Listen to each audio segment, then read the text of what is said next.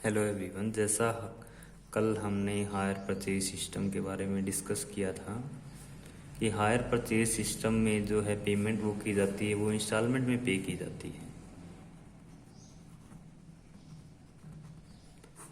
तो अब इंस्टॉलमेंट से रिलेटेड हमारे पास 2 सिचुएशंस हो सकती हैं।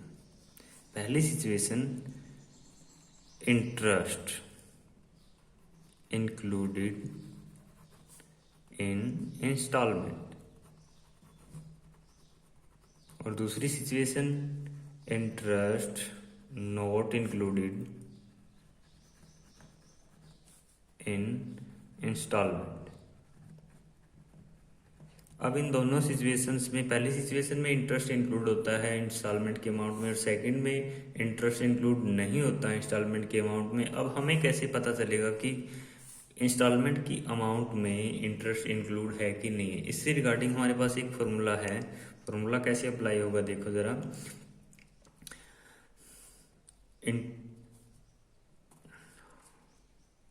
अमाउंट ऑफ इंस्टॉलमेंट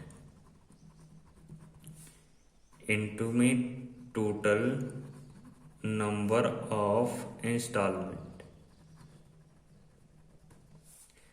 प्लस कर देंगे डाउन पेमेंट। अब इस फॉर्मूले के जरिए जो वैल्यू आएगी हमारे पास, अगर वो वैल्यू है इक्वल कैश प्राइस की, अगर वो वैल्यू कैश प्राइस के इक्वल है, इसका मतलब है कि हमारे इंस्टॉलमेंट में इंटरेस्ट इंक्लूड नहीं है। और अगर वो वैल्यू है हायर देन कैश प्राइस, इसका मतलब निकल के आता है कि उस इंस्टॉलमेंट की अमाउंट में हमारे इंटरेस्ट भी इंक्लूड है, क्योंकि तभी तो वो हायर जा रही है कैश प्राइस से। तो ये तो 2 सिचुएशन हो सकती है हमारी इंस्टॉलमेंट से रिलेटेड। ये इन्हीं सिचुएशन पे बेस हम क्वेश्चन को सोल्व करेंगे और इंटरेस्ट के अमाउंट की कैलकुलेशन हम करेंगे, और पेमेंट भी इन्हीं बेस पे हम करेंगे। तो दोनों सिचुएशन में अलग अलग तरीके से क्वेश्चन सोल्व होगा, वो हम आगे अकाउंटिंग रिकॉर्ड के अंदर डिस्कस करेंगे कि कैसे किस सिचुएशन के अंदर क्वेश्चन सोल्व किया जाएगा। अब हम चलते हैं नेक्स्ट टॉपिक के ऊपर, जो कि हमारा accounting record under hire purchase system.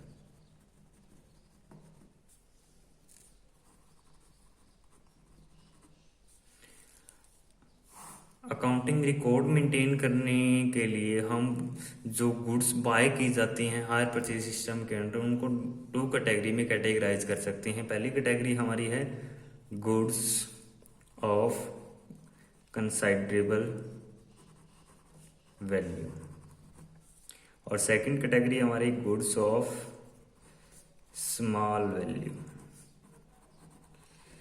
Goods of considerable value means जिन गुड्स की वैल्यू हायर होती है हमारे लिए वो महत्वपूर्ण होती है, जैसे कि motor, truck, machinery etcetera. Goods of small value जो जिनकी वैल्यू कम होती है और जो एक बिजनेस के लिए उतनी महत्वपूर्ण नहीं होती जितनी की कंसाइडरेबल वैल्यू वाली गुड्स होती हैं। अब इन्हीं गुड्स की नेचर्स के अकॉर्डिंग या कैटेगरी के अकॉर्डिंग हम क्वेश्चन सोल्व करेंगे। तो हम पहली कैटेगरी के लिए अकाउंटिंग रिकॉर्ड डिस्कस करने जा रहे हैं कि कैसे हम मेंटेन करेंगे। तो गुड्स ऑफ कंसाइडरेबल वैल्यू के लिए आप अकाउंटिंग रिकॉर्ड मेंटेन जब कर रहे हो तो उसमें आपके पास 2 मेथड अवेलेबल रहते हैं, first method and second method. First method को टोटल एसेट्स वैल्यू मेथड, और सेकंड मेथड को एसेट्स एक्चुअल मेथड कहा जाता है। अब टोटल एसेट्स वैल्यू मेथड क्या बताता है हमें कि हम जो एसेट को रिकॉर्ड करेंगे वो उसकी टोटल वैल्यू पर करेंगे। जैसे कि किसी मशीनरी का हम लेते हैं, कैश प्राइस है 3 लाख, तो टोटल वैल्यू एसेट्स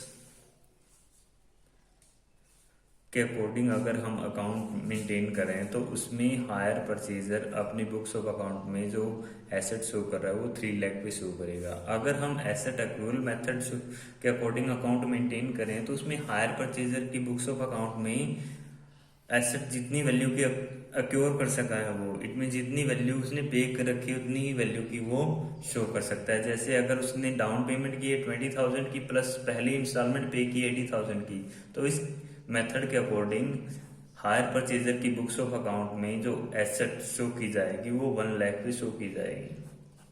तो ये दोनों में डिफरेंस है, धीरे धीरे करके हम दोनों को स्टडी करेंगे। सबसे पहले हम स्टडी करेंगे फर्स्ट मेथड या टोटल एसेट्स वैल्यू मेथड, क्योंकि इसी के अकॉर्डिंग आपको अकाउंट मेंटेन करने होते हैं। बेसिकली अगर आपको क्वेश्चन में कुछ ना कहा जाए तो आप यही मेथड अडॉप्ट करोगे। अदरवाइज अगर आपको स्पेशली मेंशन है कि आपको एसेट एक्रूवल मेथड से ही क्वेश्चन सोल्व करना है तो आप ये वाला मेथड अडॉप्ट करोगे। तो पहले हम डिस्कस करने जा रहे हैं टोटल एसेट्स वैल्यू मेथड, कि इसके थ्रू अकाउंटिंग रिकॉर्ड कैसे मेंटेन किए जाते हैं।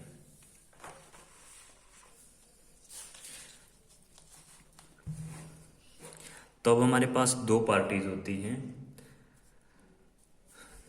एक होता है हायर वेंडर और एक होता है हायर परचेजर। इन दोनों की बुक्स ऑफ अकाउंट में हमें एंट्रियां रिकॉर्ड करनी है।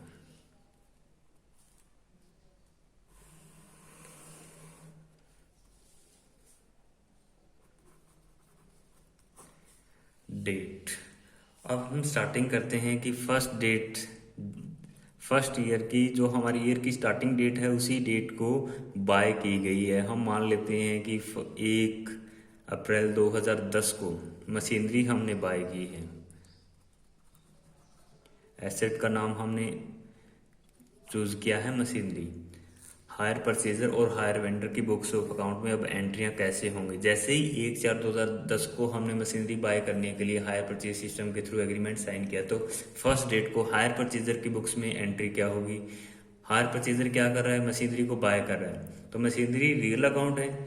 रियल अकाउंट की रूल अगर हम फॉलो करेंगे हायर परचेजर की बुक्स ऑफ अकाउंट में, तो मशीनरी उसके बिजनेस में आ रही है, तो मशीनरी अकाउंट क्या होगा, डेबिट होगा। जो भी वैल्यू आपकी उससे आप डेबिट कर दोगे। टू क्या करोगे, हमने कैश परचेज नहीं किया, हम किससे परचेज कर रहे हैं, वेंडर से परचेज कर रहे हैं, हायर वेंडर, तो यहाँ उसका नाम लिखा जाएगा टू हायर वेंडर्स अकाउंट। अब नरेशन बहुत इंपॉर्टेंट है, क्योंकि नरेशन के थ्रू ही आइडेंटिफाई होता है कि आपने हायर परचेज की है या आपने क्रेडिट परचेज किया या कैश परचेज किया। तो यहाँ हम नरेशन जो है वो लिखेंगे cash price of machinery purchased. जो भी हमने मशीनरी परचेज की है उसका कैश प्राइस क्या है वो यहाँ पे लिखा जाएगा। बाकी अगर हम सिंपली मशीनरी बाय कर रहे हैं कैश, तो हम यहाँ नरेशन लिखते हैं मशीनरी परचेज फॉर कैश। जितने भी आपने मशीनरी बाय किए तो वो नरेशन इस तरीके से लिखी जाती है। जैसे ही हम यहाँ लिखते हैं cash price of machinery purchase, तो इससे हमें डायरेक्टली हिंट मिल जाता है कि ये जो मशीनरी है वो हायर परचेज के थ्रू परचेज की गई और उसका कैश प्राइस ही है। एक और बात जो आपको ध्यान में रखनी है कि जो अमाउंट आप रिकॉर्ड करने वाले हो वो कैश प्राइस रिकॉर्ड होगा, न कि हायर परचेज प्राइस और न ही कि इंस्टॉलमेंट पेमेंट वाला प्राइस। आपने जो कैश प्राइस आपको मशीनरी का दिया गया है वो ही रिकॉर्ड करना है। तो ये पहली एंट्री होगी, पहली डेट को जिस दिन एग्रीमेंट साइन होता है। हायर वेंडर अपने बुक्स में क्या एंट्री करेगा, इसने मशीनरी सेल की है, किसको सेल की है, हायर परचेजर को, तो हायर परचेजर अकाउंट डेबिट होगा। टू, अब इसने क्या किया है, इसके लिए मशीनरी क्या थी, गुड्स थी, अब गुड्स सेल की है, लेकिन ऑर्डिनरी सेल नहीं है, ये हायर परचेज के सिस्टम के अंडर इसने गुड्स सेल किए। तो यहाँ पे इसने क्या किया है, टू हायर सेल्स। तो यहाँ पे हम हायर सेल्स लिखेंगे, सेल्स की बजाय हायर सेल्स लिखा जाएगा ताकि डायरेक्टली आपको मेंशन हो जाए कि सेल आपकी किस टाइप की है। यहाँ हम क्या लिखेंगे, cash price of goods sold. अब क्योंकि मशीनरी इसके लिए तो गुड्स है, क्योंकि ये मशीनरी का बिजनेस कर रहा है, तो इसके लिए तो गुड्स है, तो हम यहाँ लिखेंगे cash price of goods sold. ये पहली एंट्री होगी जिस दिन मशीनरी बाय की जाती है। अब इसी दिन नेक्स्ट एंट्री क्या होगी, इसी दिन नेक्स्ट एंट्री, क्योंकि इसी दिन डाउन पेमेंट तो की होगी। तो अगर हायर परचेजर डाउन पेमेंट कर रहा है तो एंट्री क्या करेगा, ये कैश पे कर रहा है, बैंक के थ्रू पे कर रहा है, तो एंट्री क्या करेगा, किसे कैश पे कर रहा है, हायर वेंडर को। तो हायर वेंडर अकाउंट क्या होगा, डेबिट होगा, क्योंकि वो पैसे रिसीव कर रहा है, और पर्सनल अकाउंट है, डेबिट द रिसीवर और क्रेडिट द गिवर। टू क्या करेंगे, टू बैंक अकाउंट या कैश अकाउंट। अगर आप पेमेंट कर रहे हो बैंक के थ्रू तो टू बैंक अकाउंट, और अगर आप कैश कर रहे हो तो टू कैश अकाउंट। जो भी अमाउंट आपने इंस्टॉलमेंट की पे की है वो या यहाँ लिखोगे। नरेशन क्या लिखोगे, नरेशन आप लिखोगे पेमेंट ऑफ फर्स्ट इंस्टॉलमेंट, नहीं सॉरी, पेमेंट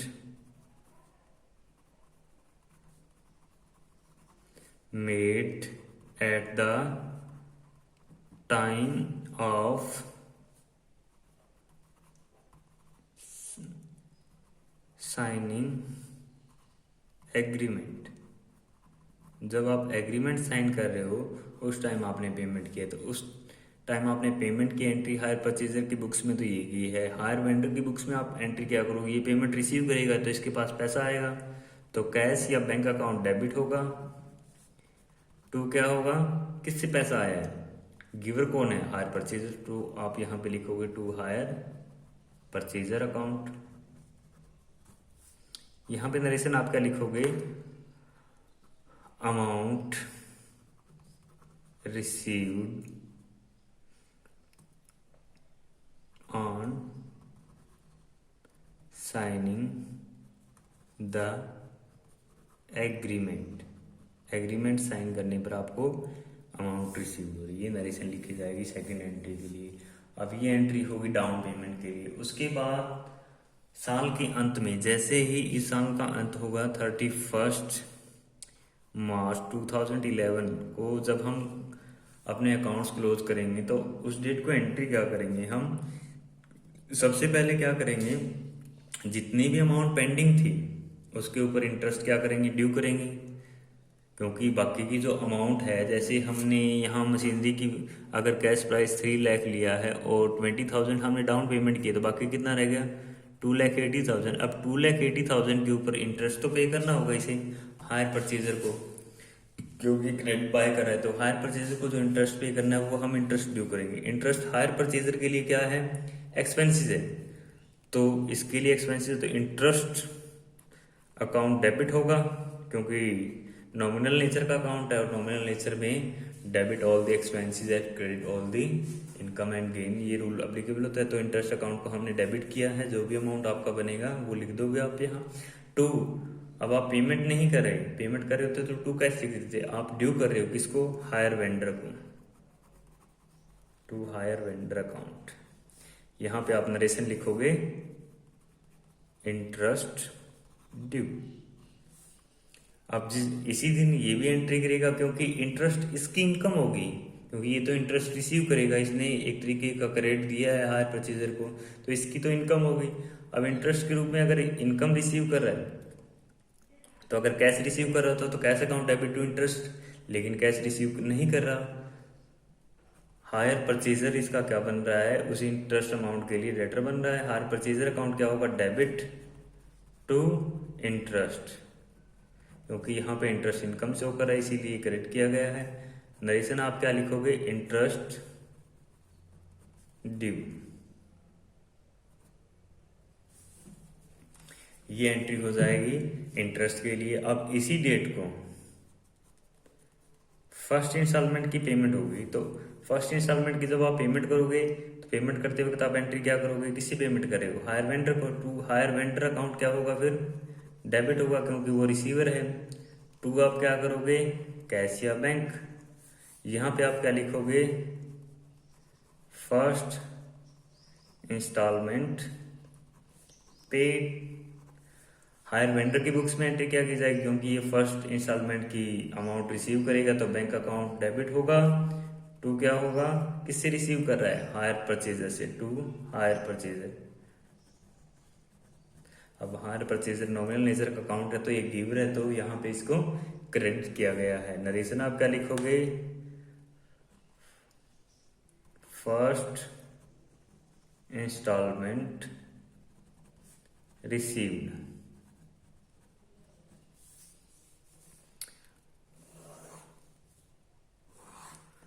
अब नेक्स्ट इसी डेट को आप एक और एंट्री करोगे, वो एंट्री क्या करोगे, डेप्रिसिएशन के लिए, क्योंकि एसेट आपने बाय किया तो डेप्रिसिएशन डेफिनेटली चार्ज होगी।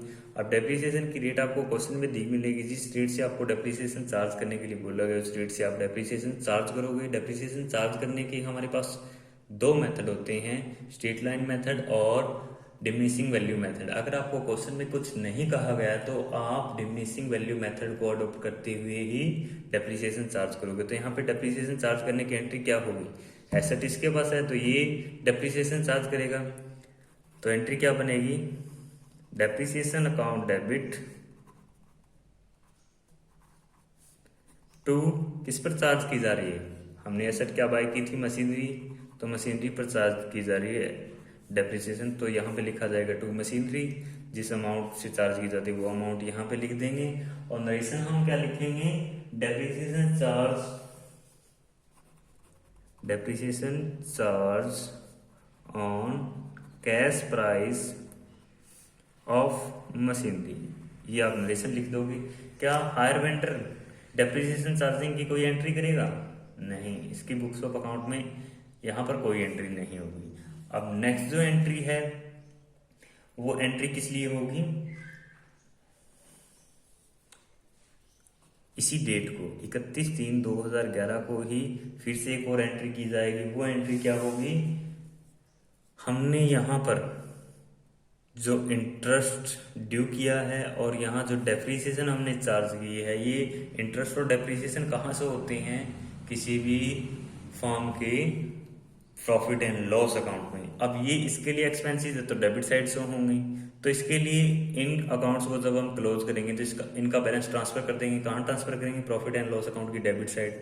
तो प्रॉफिट एंड लॉस अकाउंट की डेबिट साइड अगर हमें ट्रांसफर करना है तो प्रॉफिट एंड लॉस या फिर statement of profit and loss account आपका डेबिट होगा। टू आप क्या करोगे, टू इंटरेस्ट अकाउंट और टू डेप्रिसिएशन अकाउंट, इन दोनों के बैलेंस आपने ट्रांसफर कर देने हैं प्रॉफिट एंड लॉस अकाउंट में। नरेशन आप यहां पे क्या लिखोगे, balances of interest and depreciation account transfer to profit and loss account और statement of profit and loss. ये आपको पता ही है कि प्रॉफिट एंड लॉस अकाउंट लिखा जाएगा अगर हायर परचेजर एक फर्म है और या सोल प्रोप्राइटर है, और अगर हायर परचेजर एक कंपनी है तो statement of profit and loss लिखा जाएगा। अब इस डेट को ये एंट्री क्या करेगा, इस डेट को इसने सिर्फ और सिर्फ इंटरेस्ट रिसीव किया है, ये इसकी इनकम है तो प्रॉफिट एंड लॉस अकाउंट की क्रेडिट साइड से होगी। तो इस डेट को ये इस इंटरेस्ट को ट्रांसफर कर देगा किसमें, प्रॉफिट एंड लॉस अकाउंट में या statement of profit and loss में। तो उसकी ट्रांसफर के लिए एंट्री क्या होगी, इसका क्रेडिट बैलेंस है, इसको जब हम ट्रांसफर करके इसका अकाउंट क्लोज करेंगे तो ये क्या होगा, डेबिट होगा। तो interest account debit to profit and loss account और statement of profit and loss, ये एंट्री कर दी जाएगी। और ये भी सेम वही लिखेगा कि balance of interest account transfer to profit and loss account और statement of profit and loss. पहली साल में ये एंट्री होगी, इसके बाद एक और एंट्री की जाएगी साल के अंत में ही, वो एंट्री करेगा सिर्फ और सिर्फ हायर वेंडर। वो एंट्री क्या करेगा, देखो इसने हायर सेल की है तो ये सेल्स कहाँ जाती है, ट्रेडिंग अकाउंट में, ट्रेडिंग अकाउंट की डेबिट साइड की क्रेडिट साइड, सेल हमेशा क्रेडिट साइड जाती है क्योंकि ये इनकम शो करती है। तो ये क्रेडिट साइड हमें ट्रांसफर करनी है ट्रेडिंग अकाउंट की, तो इसकी ट्रांसलेशन की एंट्री करेगा ये तो ट्रेडिंग अकाउंट की क्रेडिट साइड जाननी है तो हमें ट्रेडिंग अकाउंट को तो क्या करना है, क्रेडिट करना है, और डेबिट किसे करना है, इसका क्रेडिट बैलेंस है, इसके क्लोज करना है इसके अकाउंट को, तो इसे क्या कर देंगे हम, डेबिट कर देंगे। Hire sales account debit to trading account. ये हायर वेंडर ने अपने हायर सेल का बैलेंस ट्रांसफर कर दिया ट्रेडिंग अकाउंट में, तो यहां पे हम नरेशन क्या लिखेंगे, hire sales transfer to trading account. ये अपनी बुक्स ऑफ अकाउंट में कोई एंट्री करेगा, ये कोई भी एंट्री नहीं करेगा, क्योंकि इसने परचेज की है मशीनरी न कि गुड्स, और मशीनरी अगर आप परचेज कर रहे हो तो ये ट्रेडिंग अकाउंट में नहीं जाती, इसका अलग से अकाउंट ओपन रहेगा, तो इसको ट्रेडिंग अकाउंट में कुछ भी ट्रांसफर करने की रिक्वायरमेंट नहीं है, तो ये वाली एंट्री हायर परचेजर नहीं करेगा। अब नेक्स्ट के बाकी के जो ईयर है उसमें यहां से लेकर के इंटरेस्ट, ये जो थर्ड एंट्री हमारी, first second third fourth fifth sixth और ये सेवंथ,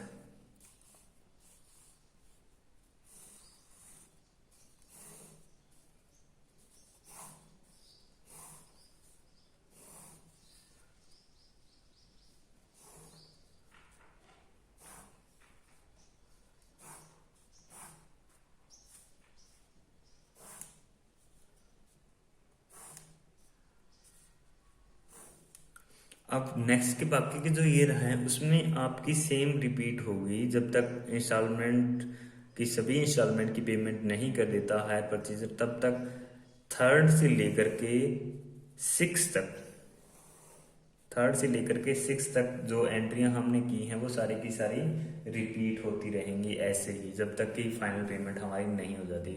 तो इस तरीके से हमें जनरल एंट्रियां करनी है हायर परचेज के लिए फर्स्ट मेथड के थ्रू, जो कि है टोटल एसेट्स वैल्यू मेथड।